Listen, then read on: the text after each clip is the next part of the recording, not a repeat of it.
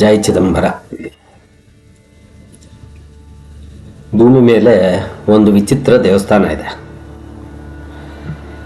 ಅಲ್ಲಿ ಸ್ವತಃ ವಿಷ್ಣು ವೈಕುಂಠನ ಬಿಟ್ಟು ಅಳಿಯನಾಗಿ ಬಂದು ಶಾಶ್ವತವಾಗಿ ಇಲ್ಲಿ ನೆಲೆಸಿದ್ದಾನೆ. ಅಷ್ಟೇ ಅಲ್ಲ, ಈ ದೇವಸ್ಥಾನಕ್ಕೆ ಸ್ವರ್ಗದ ಬಾಗಿಲೇ ಇಲ್ಲ.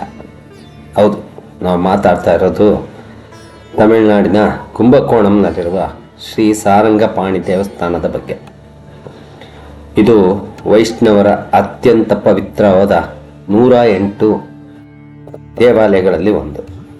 ಈ ವಿಡಿಯೋದಲ್ಲಿ ನಾವು ಇಲ್ಲಿನ ರಹಸ್ಯಗಳು, 300 ಟನ್ ತೂಕದ ಬೃಹತ್ ರಥ ಮತ್ತು ಇಲ್ಲಿ ಸ್ವರ್ಗದ ಬಾಗಿಲು ಇಲ್ಲದಿರಲು ಕಾರಣವೇನು ಅನ್ನೋದನ್ನು ತಿಳ್ಕೊಳ್ತೀವಿ. ಗೊತ್ತಲ್ಲ, ತಡ ಮಾಡಿದೆ. ನಮ್ಮ ಯೂಟ್ಯೂಬ್ ಚಾನಲ್ನ ಯೋಗ ಇದ್ದವರಿಗೆ ಮಾತ್ರ ಚಾನಲ್ನ ನೋಡಿ, ಸಂಪೂರ್ಣ ವಿಡಿಯೋ ನೋಡಿ, ಲೈಕ್ ಮಾಡಿ, ಕಾಮೆಂಟ್ ಮಾಡಿ, ಶೇರ್ ಮಾಡಿ, ಸಬ್ಸ್ಕ್ರೈಬ್ ಮಾಡಿ. ಮಾಡ್ತಿರಲ್ಲ, ಪ್ಲೀಸ್ ಪ್ಲೀಸ್.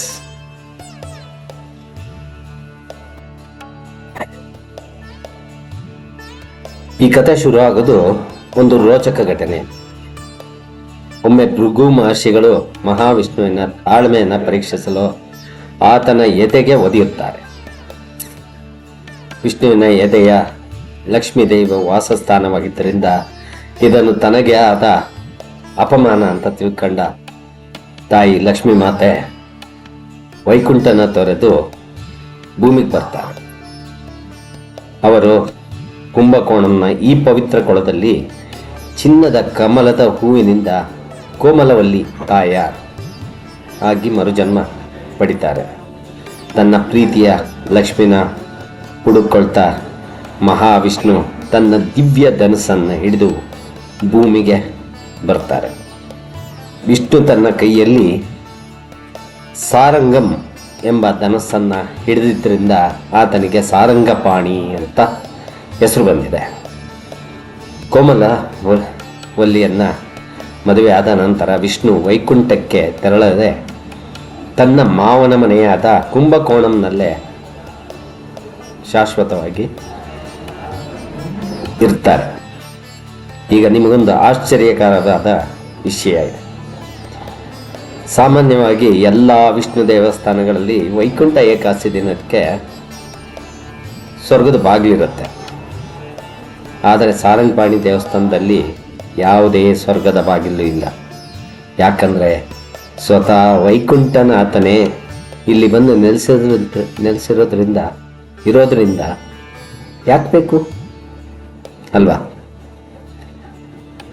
ಇಲ್ಲಿ ಉತ್ತರಾಯಣ ಮತ್ತು ದಕ್ಷಿಣಾಯನ ಎಂಬ 2 ವಿಶೇಷ ಪ್ರವೇಶ ದ್ವಾರಗಳ ಮೂಲಕ ಭಕ್ತರು ದೇವರ ದರ್ಶನ ಪಡೀತಾರೆ.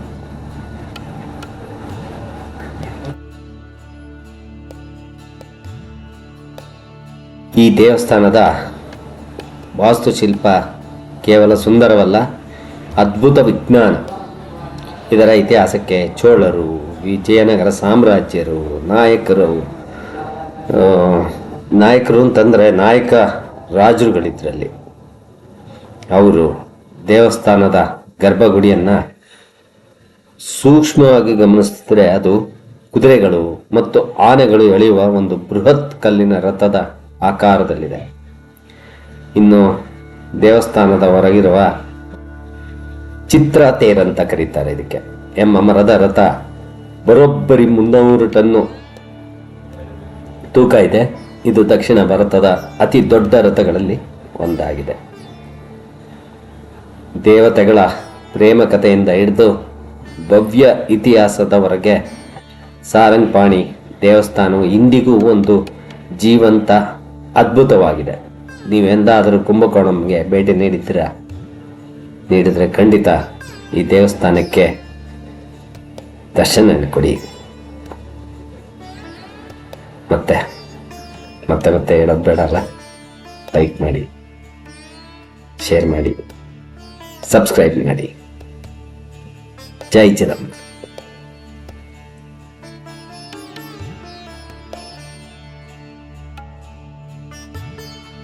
இது கேரளாவில் ஒரு ஃபைன் போட்டிருக்காங்க. அதான் சொல்றேன். இந்த ஊர் வண்டியை பார்த்தா எல்லா மேலும் ஆமாம். தண்ணி அதான்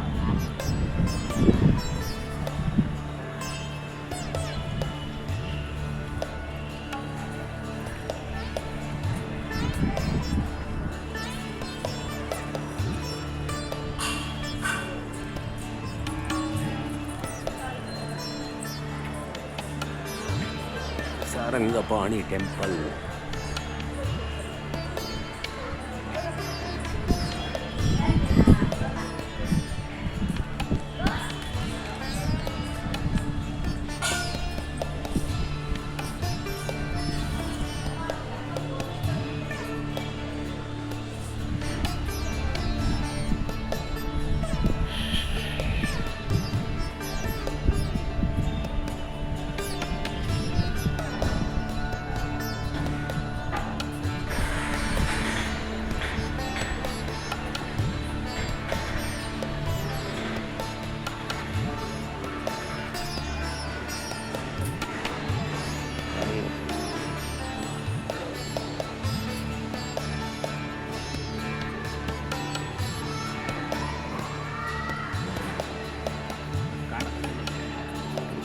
ಬೆಳಗ್ಗೆ ಟೈಮಲ್ಲಿ ಬಂದಿದ್ದೆ, ಚೆನ್ನಾಗಿ ಕಾಣುತ್ತೆ.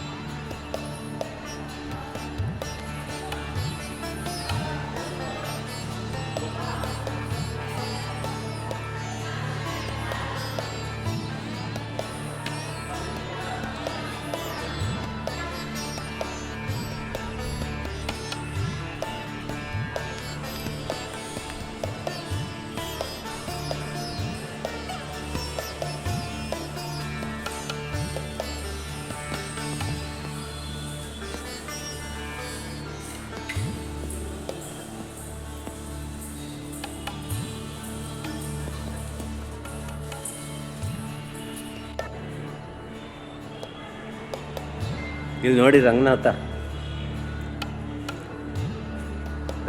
ಮಲ್ಕೊಂಡಿರೋದು.